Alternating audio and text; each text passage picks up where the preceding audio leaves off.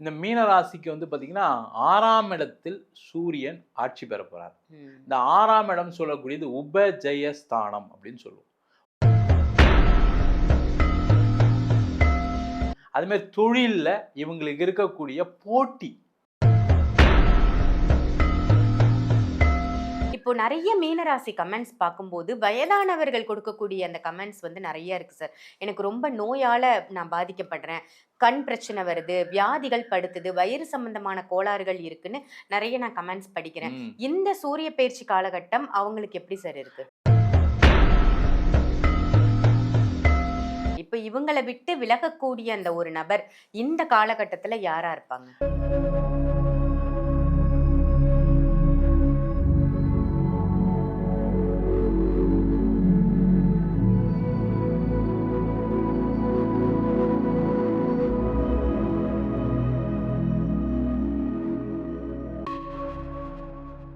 ஆன்மீக பரிகார நேயர்கள் அனைவருக்கும் அன்பான வணக்கங்கள். இன்னைக்கு நம்ம ஸ்டுடியோக்கு யார் வந்திருக்காங்க அப்படின்னு பார்த்தீங்கன்னா, இவங்க வந்து அஸ்ட்ராலஜர் மட்டும் இல்லங்க. அஸ்ட்ராலஜி ஆசிரியரும் கூட. ஸோ உங்களுக்கு நீங்க அஸ்ட்ராலஜி கத்துக்கணும் அப்படின்னா, சார் கிட்ட நீங்க தாராளமா அஸ்ட்ராலஜி கத்துக்கலாம். அத தவிர்த்து என்னென்ன விஷயங்கள்லாம் சாருக்கு தெரியும் அப்படின்னு பார்த்தீங்கன்னா, சோழி பிரசன்னம் பார்ப்பாங்க. இப்போ உங்களுக்கு ஜாதகம் இல்ல, உங்களோட டேட் ஆஃப் பர்த் தெரியல அப்படின்னா, சோழி பிரசன்னம் மூலமா உங்களுடைய நிலைகள் எப்படி இருக்கு, கிரக நிலைகள் எப்படி இருக்கு, லைஃப் எப்படி எடுத்துட்டு போணும் அப்படின்னு நீங்க தெரிஞ்சுக்கலாம். அதே மாதிரி வாஸ்து நிபுணரும் கூட. ஸோ வாஸ்து ரிலேட்டடா உங்களுக்கு ஏதாவது ப்ராப்ளம் இருந்தாலும் நீங்க சார அணுகலாம். அவங்க வேற யாரும் இல்ல.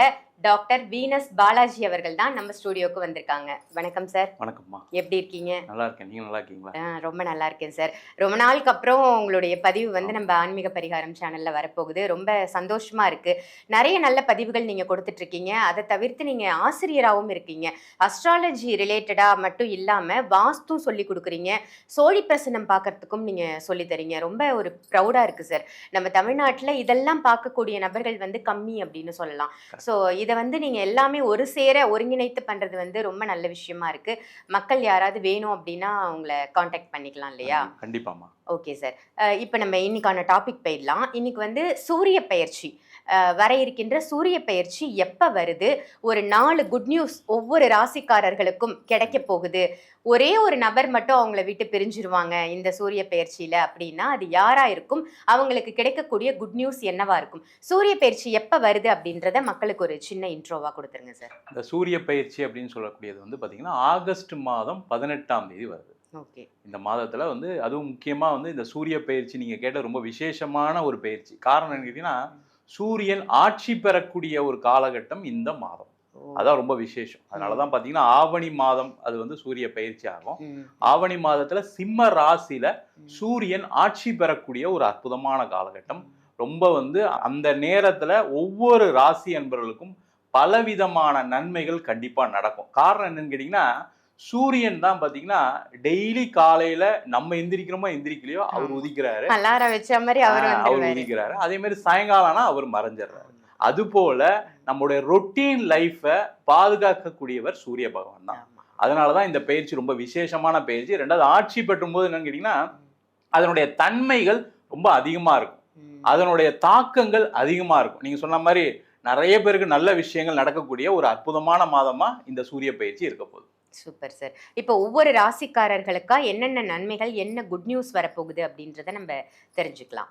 சூரிய பெயர்ச்சி பலாபலன்கள் பார்த்துட்டு இருக்கோம் சார். இந்த சூரிய பெயர்ச்சி துவங்கியதிலிருந்து முடிவதற்குள் ஒவ்வொரு ராசிக்கும் என்ன குட் நியூஸ் கிடைக்க போகுது அப்படின்னு சொல்றீங்க. இப்போ நம்ம பார்க்க போறது இறுதியான ராசி, உறுதியான ராசி, மீன ராசி அப்படின்னு சொல்லலாம். மீன ராசிக்கு இந்த சூரிய பெயர்ச்சி காலகட்டம் எப்படி இருக்கு? இந்த மீன ராசிக்கு வந்து பார்த்தீங்கன்னா, 6ஆம் இடத்தில் சூரியன் ஆட்சி பெற போறார். ம். இந்த 6ஆம் இடம் சொல்லக்கூடியது உபஜெயஸ்தானம் அப்படின்னு சொல்லுவோம். ஒரு மனிதனுக்கு என்ன தேவை அப்படின்னா, எல்லாருமே முயற்சி பண்றோம். ஆனா முயற்சி வெற்றியை குடுக்குதா? அப்படின்னு கேட்டா இல்ல. எல்லாரும் முயற்சி பண்றாங்க. ஆமா, யார் முயற்சி ஆமா. பண்ண எல்லாம் பண்றாங்க. ம். ஆனா அந்த முயற்சி வெற்றியை குடுக்கக்கூடிய ஒரு அற்புதமான மாதம் இந்த மீனராசி என்பவர்களுக்கு இந்த சூரிய பெயர்ச்சிலாம் நடக்க போகுது. ம். அப்ப என்னென்னலாம் வெற்றியை குடுக்கும் அப்படின்னா, இவங்க தொட்டதெல்லாம் துலங்கக்கூடிய ஒரு முக்கியமான மாதம். ம். அவங்களுக்கு 7 சனி இருக்கு. ம். எல்லாம் இருந்தா கூட ம். அவங்க சில விஷயங்கள் செய்யணும்னு நினைச்சா கூட செய்ய முடியாம இருக்கு. ம். அந்த செயல்கள் எல்லாமே செய்து முடிக்கக்கூடிய மாதம். உதாரணத்துக்கு பார்த்தீங்கன்னா, ஒரு வேலை ம். இல்லாம இருக்கேன் சார் நானு. ம். அப்பன்னா இவங்க இந்த மாதம் ட்ரை பண்ணாங்கன்னா, ஏதோ ஒரு வேலை கிடைச்சிரும். 1. Okay, okay. அது மாதிரி வேலை மாற்றத்துக்கு முயற்சி பண்ணாங்க அப்படின்னா வேலை மாற்றம் உறுதியா கிடைக்கும். அது மாதிரி தொழில்ல இவங்களுக்கு இருக்கக்கூடிய போட்டி குறைவதற்கான வாய்ப்பு இருக்கு. இப்ப இவங்க ஒரு கொட்டேஷன் கொடுக்குறாங்க வச்சுக்கோங்களேன், இவங்க கொட்டேஷன் கொடுக்கும்போதே இன்னொருத்தர் என்ன பண்ணுவாரு, இவரை விட அதிகமா கொடுத்துருவாரு. அப்ப ஆட்டோமேட்டிக்கா இவர் கம்மியாயிடுமா, இவருக்கு ஆர்டர் கிடைச்சிருமா, அப்ப அந்த போட்டியில ஜெயிக்கிறதுக்கான வாய்ப்புகள் இருக்கு. அதே மாதிரி முக்கியமா இந்த மாதம் வந்து பாத்தீங்கன்னா வம்பு வழக்குகள் வெற்றி பெறக்கூடிய ஒரு முக்கியமான மாதம். இப்போ உதாரணத்துக்கு ஒரு கணவன் மனைவி சண்டைகளே இருக்கு வச்சுக்கோங்க, ஒரு கோர்ட்டு கேஸ் பிரச்சனை இருக்கு, அதுல இவங்க ஜெயிப்பாங்க. அதே மாதிரி ஒரு இடம் தகராறு இருக்கு, பிரச்சனை போயிட்டு இருக்கு, அந்த இடம் கோர்ட் ஜெயிச்சா, கேஸ் ஜெயிச்சாதான் அந்த இடத்த விற்க முடியும், அந்த கேஸ் ஜெயிச்சாதான் நான் வந்து வேற சேல் டீட் பண்ண முடியும்னு சில பேர் உட்காந்துருப்பாங்க. அந்த மாதிரி இருக்கவங்களுக்கு இந்த மாசம் வந்து அந்த கோர்ட்டு கேஸ் ஜெயிக்கக்கூடிய முக்கியமான மாதம். அது போல எல்லா விதமான வம்பு வழக்குகளையும் இவங்களுக்கு ஒரு வெற்றியை பெறக்கூடிய ஒரு முக்கியமான மாதம். அது மட்டும் இல்லாம விளையாட்டு துறையில இருக்கக்கூடியவர்களுக்கு அந்த விளையாட்டுல போட்டிகள்ல வெற்றி பெற்று ஒரு பேர் புகழ் பெறுவதற்கான வாய்ப்புள்ள மாதம். அதே மாதிரி காம்படிட்டிவ் எக்ஸாம்ஸ் சொல்லுவோம், அது பாத்தீங்கன்னா TNPSC, UPSC, SSC, bank exams, அது தவிர ஜிஆர்இ, டோஃபல், வெளிநாடு போறதுக்கான எக்ஸாம்ஸ்லாம் இருக்கு. அதுல எல்லாத்துலயும் வெற்றி பெறக்கூடிய ஒரு முக்கியமான மாதம். நான் மீனராசியா இருந்தா என்ன சொல்லுவேன்னா, இந்த மாசம் அதுக்கெல்லாம் அப்ளை பண்ணுங்க, அதுக்கு படிங்க, கண்டிப்பா ஜெயிச்சிருவீங்க. கண்டிப்பா அந்த எதுக்காக நீங்க அதை பண்றீங்களா, ஒரு சிஏ எக்ஸாம்ஸ் எழுதுறாங்க வச்சுக்கோங்க, அது படிக்க போறாங்க, இல்ல ஒரு அதுக்கு ஒரு டியூஷன் சேர்றாங்க, அதுக்கு ஒரு கிளாஸ் சேர்றாங்கன்னா அதெல்லாம் சேர்ந்தாங்கன்னா அது ஒரு வெற்றியை கொடுத்துரும். அந்த மாதிரி விஷயங்களை அனைத்து விதமான விஷயங்களையும் ஜெயத்தையும், அதனாலதான் உபஜெயஸ்தானம் சொல்றோம். உபஜெயம்னா நீங்க முயற்சி பண்ணினா வெற்றியை கொடுத்துரும். முயற்சி எடுக்க வேண்டியதான் அவங்களோட வேலை. ஆமா, முயற்சி எடுத்துட்டாங்கன்னா சக்சஸ் கொடுத்துரும். என்னன்னா அந்த 7வது சனியா இருக்குன்னா ஒரு வாட்டிக்கு 2 வாட்டி முயற்சி எடுக்கணும், அவ்வளவுதான் விஷயம். இவங்க என்ன பண்ணுவாங்கன்னா ஒரு வாட்டி முயற்சி எடுத்து நடந்தாலும் சோர்ந்து போயிருவாங்க, ஐயோ நம்மளுக்கு நேரம் சரியில்லை, 7வது சனி வேலை சொல்லிட்டு இருக்கான்னு விட்டுருவாங்க. ஆனா அது மாதிரி இல்லாம இந்த மாசம் நல்லா இருக்கு, அதெல்லாம் பண்ணலாம், ஒரு வாட்டிக்கு 2 வாட்டி 3 வாட்டி 4 வாட்டி முயற்சி பண்ணலாமே, கிடைக்கணும் போது ஏன் பண்ணக்கூடாது, விடணும். அதை செய்து கொள்ளக்கூடிய முக்கியமான மாதம். 7வது சனி இருந்தாலும் சனி பகவானுக்கு பிடிச்சதே உழைப்பு தானே. ஆமா, இவங்க முயற்சிகளை திரும்ப திரும்ப செஞ்சுக்கிட்டே இருக்காங்க, கண்டிப்பா நடந்துரும், கண்டிப்பா நடந்துரும். ஒரு வாட்டி எக்ஸாம் எழுதுறாங்க, கிடைக்கல, 2வது வாட்டி எழுதுறோம், என்ன தப்பு இருக்கு, எழுதலாமே. அந்த மாதிரி எழுதுனாங்க, அது மாதிரி ட்ரை பண்ணாங்கன்னா கண்டிப்பா கிடைச்சிடும். Okay sir. இப்போ நிறைய மீனராசி கமெண்ட்ஸ் பார்க்கும்போது வயதானவர்கள் கொடுக்கக்கூடிய அந்த கமெண்ட்ஸ் வந்து நிறைய இருக்கு சார். எனக்கு ரொம்ப நோயால நான் பாதிக்கப்படுறேன், கண் பிரச்சனை வருது, வியாதிகள் படுத்துது, வயிறு சம்பந்தமான கோளாறுகள் இருக்குன்னு நிறைய நான் கமெண்ட்ஸ் படிக்கிறேன்.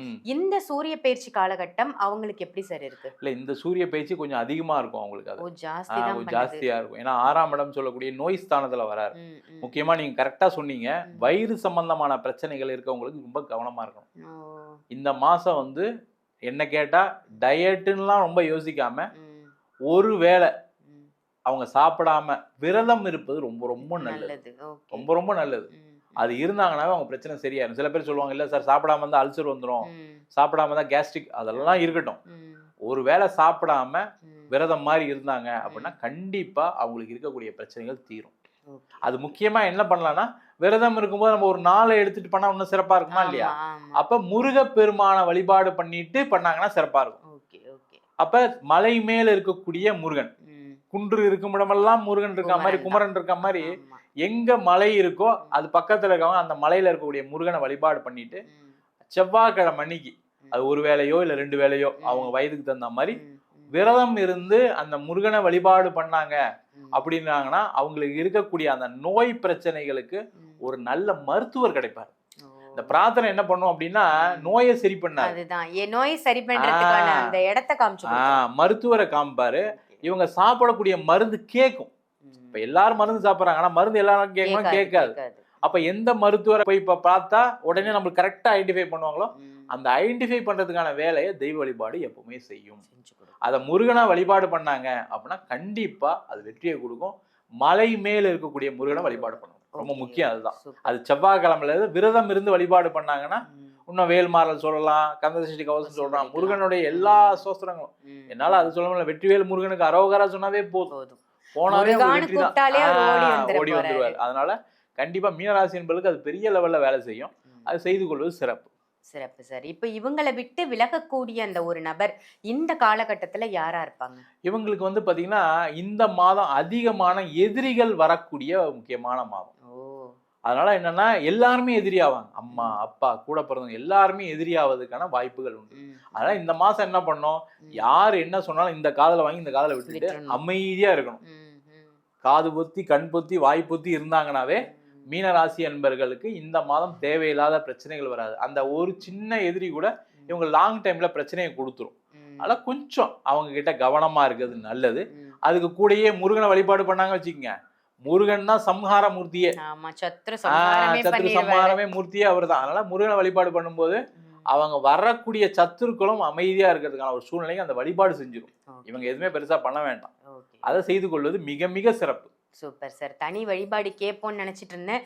மிகச்சிறந்த வழிபாடு, ஆகச்சிறந்த வழிபாடு முருகர் வழிபாடு நீங்க சொல்லிட்டீங்க. மீனராசிக்கு ஒரு அற்புதமான தகவல் இந்த சூரிய பயிற்சியில கொடுத்திருக்கீங்க. இது ஒரு முன்னெச்சரிக்கையான தகவல் அப்படின்னு கூட நம்ம சொல்லிக்கலாம். ஒரு நல்ல பதிவு சார். நன்றி. வணக்கம் மேடம். இந்த பதிவு உங்க எல்லாருக்கும் பயனுள்ள பதிவா அமைஞ்சிருக்கும் அப்படின்னு நினைக்கிறேன். இதை மற்ற ராசி நேயர்களுக்கும் கண்டிப்பா ஷேர் பண்ணுங்க. சாரி, நீங்க அஸ்ட்ராலஜி ரீதியாகவும் உங்களுக்கு ஜாதகம் பார்க்கணும், இல்ல பிரசன்னம் பார்க்கணும், இல்ல வாஸ்து ரிலேட்டடான ப்ராப்ளம் இருக்கு, என்னுடைய வீடு வாஸ்துப்படி அமைஞ்சிருக்கா அப்படின்னு தெரிஞ்சுக்கணும்னு நினைச்சீங்கன்னா வீடியோல தெரியற நம்பருக்கு கால் பண்ணி கண்டிப்பா அப்பாயின்மெண்ட் வாங்கிக்கோங்க. ஆன்லைன் கன்சல்டேஷனும் இருக்கு, அதையும் பயன்படுத்திக்கோங்க. இதை தவிர்த்து நீங்க கிளாஸ் கத்துக்கணும்னு ஆசைப்படுறீங்க, ஜோதிடம் கத்துக்கணும், இல்ல வாஸ்து கத்துக்கணும், இல்ல நான் நியூமராலஜி கத்துக்கணும் அப்படின்னு நினைச்சாலும் தாராளமா நீங்க சாரை கான்டாக்ட் பண்ணலாம். சேம் இதே வீடியோல இருக்கிற அதே நம்பருக்கு கால் பண்ணி அப்பாயின்மெண்ட் வாங்கிக்கோங்க. கிளாஸ் எப்போ ஸ்டார்ட் ஆகுது, எத்தனை மாதம் அந்த கோர்ஸ் இருக்கு, அதை படிக்கிறதால உங்களுக்கு என்ன பலன் அப்படின்ற முழு விவரம் தெரிஞ்சுக்கிட்டு கண்டிப்பாக கிளாஸ்லையும் ஜாயின் பண்ணிக்கோங்க. இதே மாதிரி வேற ஒரு நல்ல நிகழ்ச்சியில் உங்கள் எல்லாரையும் சந்திக்கின்றேன். நன்றி, வணக்கம்.